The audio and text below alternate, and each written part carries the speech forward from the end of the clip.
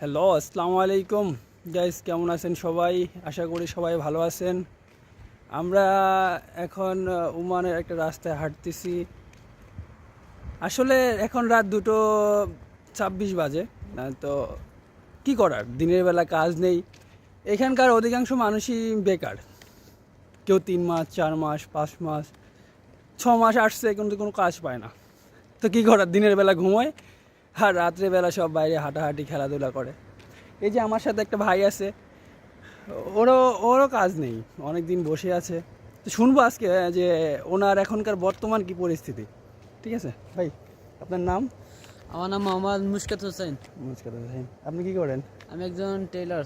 ও, তা আপনার কাজ কাম চলছে? আমার কাজ কাম এখন কম নাই, কাজ বসে রয়েছি।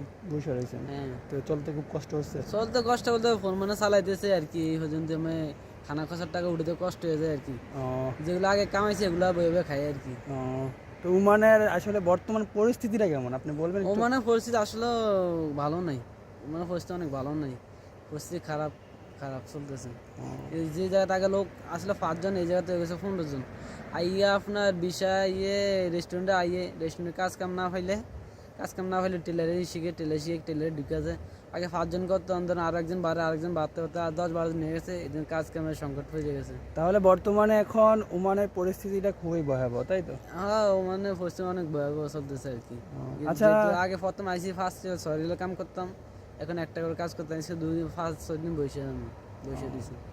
তো আচ্ছা, আসলে বর্তমানে ওমানের যে পরিস্থিতি, যে এখানে নতুন কেউ আসলে যে তার অবস্থাটা কীরকম হবে সেটা তো বুঝতেই পারছেন। কারণ আমি নতুন আসছি, আমি বুঝি যে আমার পরিস্থিতিটা কেমন।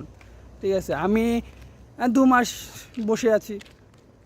এমনকি ধরেন সকালের খাবারটা দুপুর 2টো বাজে খাই, আর রাতের খাবারটা রাত 4টা, যেন সকাল আর খেতে না হয়, তাই রাত 4টা বাজে খাবার খাই। দেন আবার ঘুমোই, ঘুম থেকে দুপুর 2-2:30 বাজে উঠে আবার কিছু খাই, এর ফাঁকে কিছু খাওয়া হয় না। তো হয়তো যে কি পরিস্থিতিতে আছি সেটা কেউ বুঝে না, তাই মা বাবা বোঝে না। মা বাবা যদি জানতো তাহলে আমাদের এই প্রবাসে দিত না। মা বাবা যদি জানতো এই কথা প্রবাসে কত কষ্ট, তাহলে কোনো মা জনের ছেলেরে বিদেশ পাঠাইতো না। কিন্তু না জানে, দালালের কইতেছে আসেন, আসলে ভালো হবে, টাকাটা যদি কামাইতে পারবো। সব দিকে জানে যে দেশে থাকলে বোঝে বিদেশটা তো কি উন্নত, আসলে বোঝা যায় কত উন্নত রে ভাই। এলো কষ্ট জীবন, প্রবাস এলো কষ্ট। আমি তো দেশে ইনকাম করতে পারি না। প্রবাস নিজের স্বাধীনতা নাই।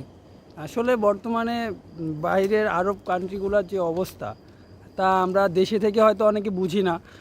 অনেকে হয়তো বিভিন্ন রকম দালালের কথা শুনে আমরা চলে আসি যে না, জীবনের নিজের ভাগ্য পরিবর্তন করব। আসলে অনেক কিছু চিন্তা করে আসা দরকার। কারণ আপনার 3 লাখ 4 লাখ টাকা খরচ করে আপনি আসবেন, এসে বসে থাকবেন, ঠিকমতো খেতে পারবেন না, আপনার শরীরের কী হবে সেটা আপনি নিজেও জানেন না। 1 দিন 2 দিন আপনি ডিপ্রেশনে পড়ে যাবেন। যেমন কিছুদিন আগে আমাদের পাশে একজন মারা গেছে। উনি আসছে, উনি কাজ পায় না, উনি স্ট্রোক করেছে, ডেথ। সো এমন জিনিসটা কিন্তু আপনার ছেলের সাথে হতে পারে বা আপনার ভাইয়ের সাথে হতে পারে। সো বিদেশে আসার ক্ষেত্রে আমার মনে হয় যে অনেক কিছু চিন্তা ভাবনা করে আসা উচিত। কোনো হুট করে কোনো ডিসিশন নেওয়া উচিত না, বা কোনো দালালকে বিশ্বাস করা উচিত না। আপনারা যদি আসতে চান তাহলে আমার মনে হয় যে কোনো এজেন্সির সাথে যোগাযোগ না করে বিদেশে আসা উচিত না। সো ভালো থাকবেন, শুভরাত্রি, আসসালামু আলাইকুম।